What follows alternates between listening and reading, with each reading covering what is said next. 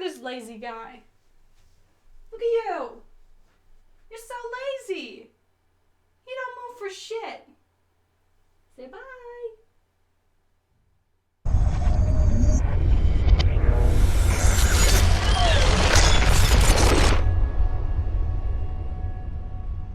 What is up, bros and hoes? It's Asher Optic Midnight. Today I'm bringing you guys another Q&A vlog where I sit down and I answer some of your guys' questions that you asked me over on my Twitter at Optic Midnight. Go follow it if you are into that. If not, it's totally cool, but I'd prefer if you were because I like talking to you guys on there and I like answering your questions. So without further ado, let's get into the questions. Doom asks, what are your thoughts on the removal of Flappy Bird and the creator's situation concerning it?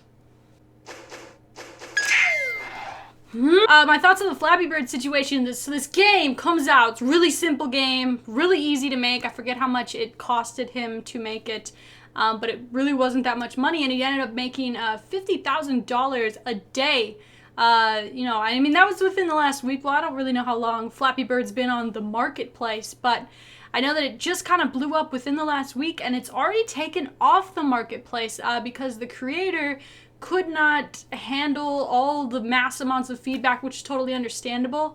But in my mind, you know, being an indie developer and being somebody that develops video games, what is the end goal? I mean, everyone has different goals, but obviously making a very successful game like Flappy, I mean, that is why I would assume 95% of people develop games.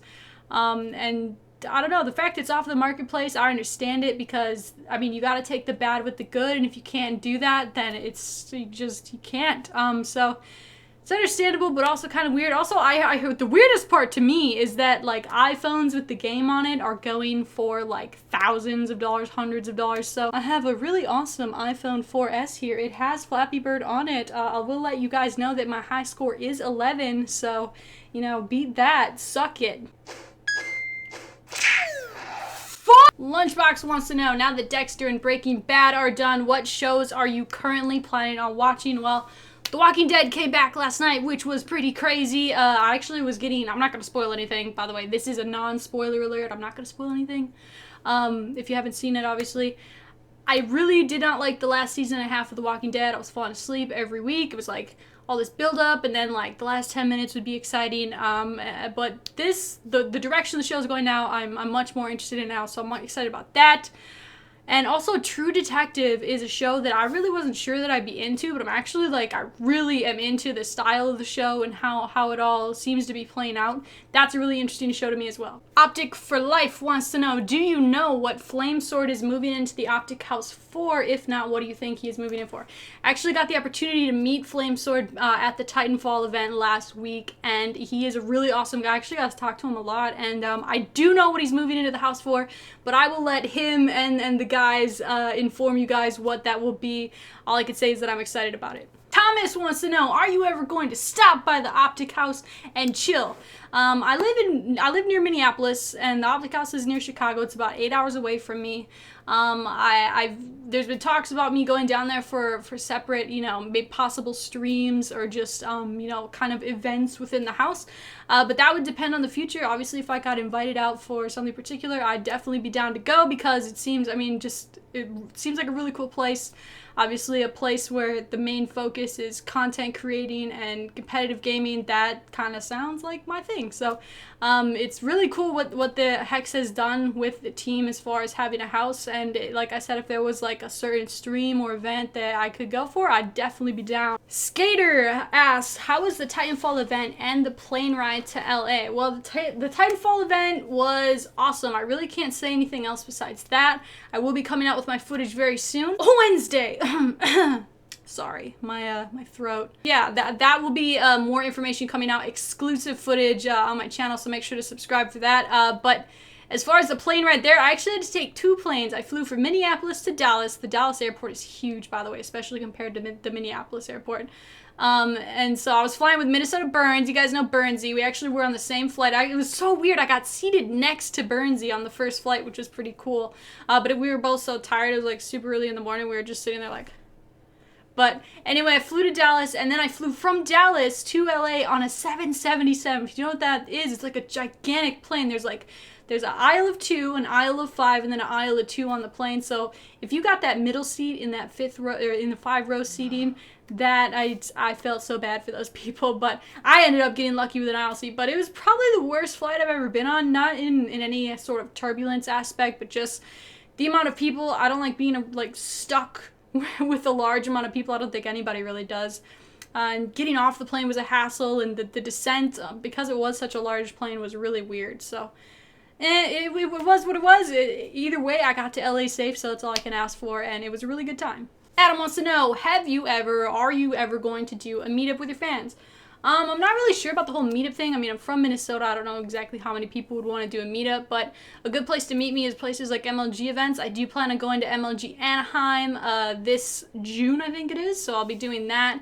And it's really awesome to meet people out at those events because everyone's so nice and everyone's kind of there to enjoy the same thing, which is competitive gaming, and it's a really cool event. Tomasis wants to know, how do you think Titanfall and introducing Sledgehammer to the Call of Duty cycle will affect us?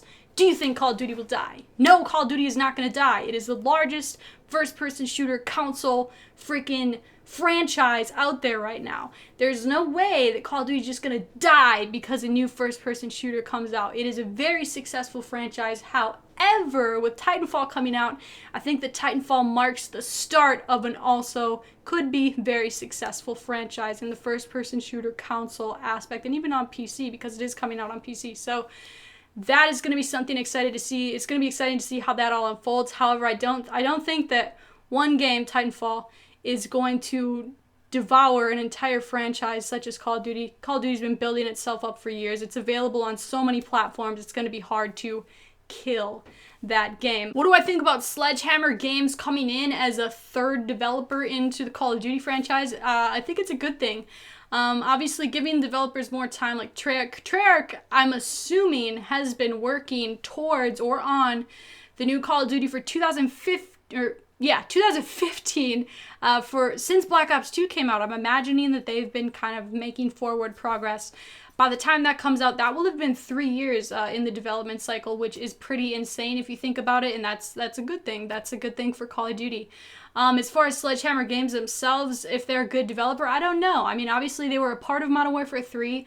What I'm reading is that they were mostly involved with the single player on that game, which is good for me because I wasn't a big fan of the Modern Warfare 3 multiplayer.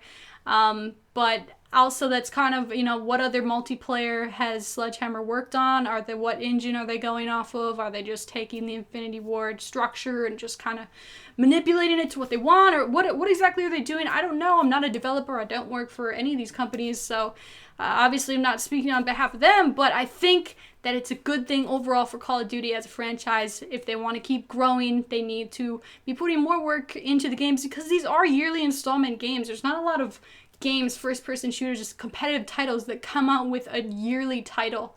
That's kind of unique to the Call of Duty franchise, if I remember right. So it's going to be really interesting to see what ends up happening, but overall I think it's a good thing. Anyways, guys, that's going to wrap it up for me. I hope that you guys enjoyed the quick little Q&A vlog. Make sure to subscribe so you can catch future videos, and what I want you guys to do is comment, what do you think about Sledgehammer Games joining the development cycle for Call of Duty? Do you think it's a good thing? Do you think, obviously, Titanfall's not out yet, the beta is coming out soon, and I have some videos coming out talking about my thoughts on Wednesday. Wow, I don't know what's wrong with my throat. It's gonna be interesting to see what ends up happening with those things. I'd love to know your guys' thoughts down in the comment section below. What do you think about kind of the future, I guess, of FPS console games? What do you think is gonna happen? Also, guys, I'd really appreciate a like on the video. It takes you guys like 2 seconds to click the like button if you did enjoy the video, and it helps my channel out, it helps me grow. So I really appreciate you guys watching. I hope that you enjoyed, and I'll talk to you guys later.